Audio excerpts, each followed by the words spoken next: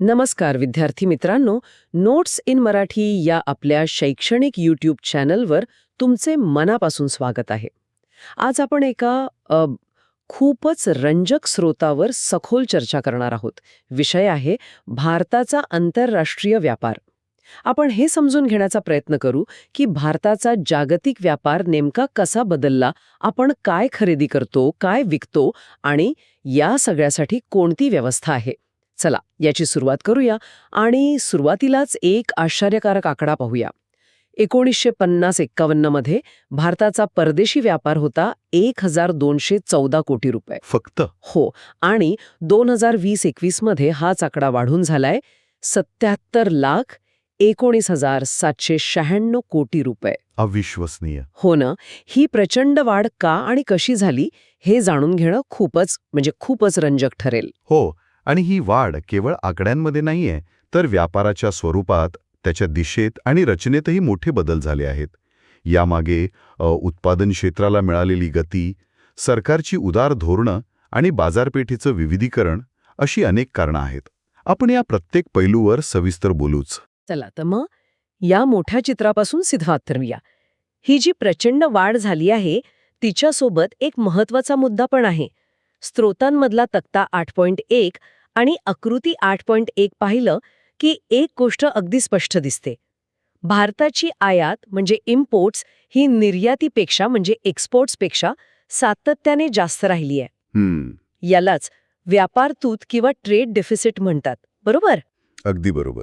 जेव्हा आयातीचं मूल्य निर्यातीच्या मूल्यापेक्षा जास्त असतं तेव्हा व्यापार संतुलन नकारात्मक असतं.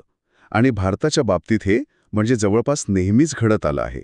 सोप्या भाषेत सांगायचं तर आपण परदेशात वस्तू विकून जेवढे पैसे कमवतो त्यापेक्षा जास्त पैसे परदेशातून वस्तू खरेदी करण्यासाठी खर्च करतो. तर मग आपण परदेशात नक्की विकतो तरी काय? कारण इथेही एक मोठा बदल झाला आहे. तक्ता 8.2 नुसार कृषी आणि संबंधित उत्पादनं आणि तयार वस्तू म्हणजे मॅन्युफॅक्चर्ड गुड्स यांचा निर्यातीमधला जो टक्केवारीतला वाटा होता तो कमी झालाय. हो, पण त्याच वेळी कच्चे पेट्रोलियम आणि त्यापासून बनवलेल्या उत्पादनांचा वाटा वाढला आहे. हे खूपच इंटरेस्टिंग आहे. हो. यामागे आंतरराष्ट्रीय बाजारातली स्पर्धा एक मोठं कारण आहे. म्हणजे बघा, काजूसारख्या आपल्या पारंपरिक वस्तूंच्या निर्यातीत घट झाली आहे. अच्छा. पण दुसरीकडे फुलशेती, ताजी फळं, सागरी उत्पादनं आणि साखर यांसारख्या वस्तूंची निर्यात वाढली आहे. आणि यातली सगळ्यात महत्त्वाची गोष्ट म्हणजे 2021-22 मध्ये भारताच्या एकूण निर्यातीत तब्बल 67.8% वाटा हा एकट्या उत्पादन क्षेत्राचा म्हणजे मॅन्युफॅक्चरिंग सेक्टरचा होता. म्हणजे 2/3पेक्षा जास्त. हो. आणि यामध्ये प्रामुख्याने काय येतं? यामध्ये अभियांत्रिकी वस्तू म्हणजे इंजिनिअरिंग गुड्स आणि रत्ने व दागिने म्हणजे जेम्स अँड ज्वेलरी यांचा मोठा वाटा आहे. आता आयातीकडे वळूया. मला वाटतं आपली आयात ही आपल्या देशाच्या बदलत्या गरजा दाखवते. म्हणजे 1950-60च्या दशकात आपण अन्नधान्याची खूप मोठी आयात करायचो. बरोबर. कारण तेव्हा देशात अन्नधान्याची कमतरता होती. बरोबर. पण हरित क्रांतीनंतर ते चित्र पूर्णपणे पालटलं. अन्नधान्याची आयात जवळजवळ थांबलीच. पण मग 1973च्या ऊर्जा संकटामुळे पेट्रोलियमच्या किमती अचानक खूप वाढल्या आणि तेव्हापासून आपल्या आयातीमध्ये खतं आणि पेट्रोलियमचा वाटा प्रचंड वाढला. आणि हीच परिस्थिती आजही कायम आहे, नाही का? तक्ता 8.4 नुसार 2021-22 मध्ये आपल्या एकूण आयातीपैकी 31.6% आयात ही फक्त इंधनाची म्हणजे फ्युएलची होती. हो, म्हणजे जवळपास 1/3. हे एका बाजूने वाढतं औद्योगिकरण आणि लोकांच्या सुधारलेल्या जीवनमानाचं लक्षण आहे. पण त्याचवेळी ते आंतरराष्ट्रीय बाजारातल्या किमतींच्या चढउतारांवर आपलं अवलंबित्वही दाखवतं.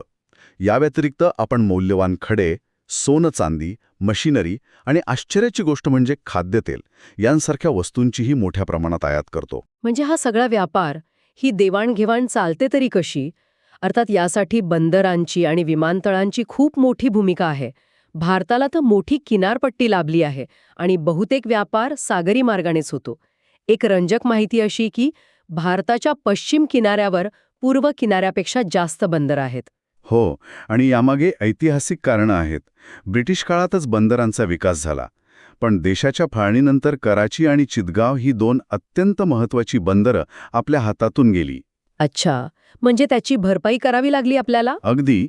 त्याची भरपाई करण्यासाठी पश्चिमेला कांडला म्हणजे आत्ताचं दीनदयाळ पोर्ट आणि पूर्वेला डायमंड हार्बर यांसारखी नवीन बंदरं विकसित केली गेली. आज भारतात 12 प्रमुख बंदरं आहेत जी केंद्र सरकारच्या नियंत्रणात आहेत. आणि लहान बंदरं? आणि सुमारे 200 लहान बंदरं आहेत जी राज्य सरकारच्या नियंत्रणात येतात. आणि त्यांची क्षमता किती वाढली आहे याचा अंदाज यावरून येईल. 1951 मध्ये जिथे भारतीय बंदरांची क्षमता फक्त 20 दशलक्ष टन होती, ती 2016 मध्ये 837 दशलक्ष टनांपेक्षा जास्त झाली. प्रचंड वाढ आहे ही. चला, काही प्रमुख बंदरांची ओळख करून घेऊया. मुंबई, देशातलं सर्वात मोठं नैसर्गिक बंदर. हो.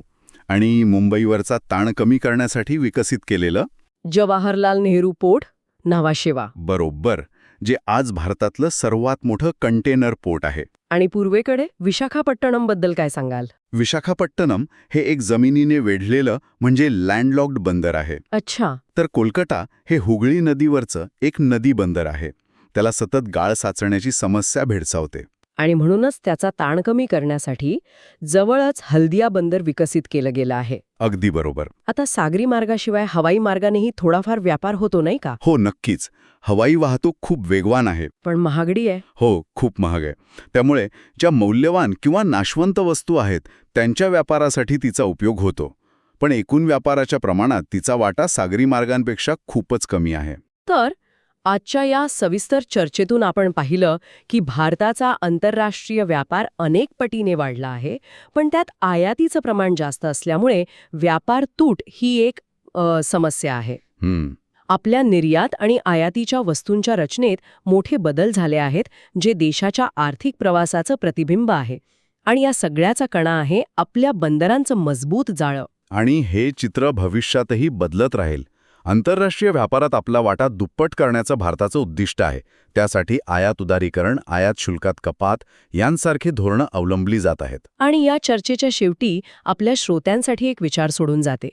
आपल्या स्रोतानुसार पेट्रोलियम उत्पादनं ही आपली सर्वात मोठी आयात आहे. हो.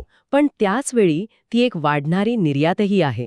यावरून जागतिक ऊर्जा बाजारपेठेत रिफायनिंग हब म्हणून भारताच्या भूमिकेबद्दल काय सूचित होतं?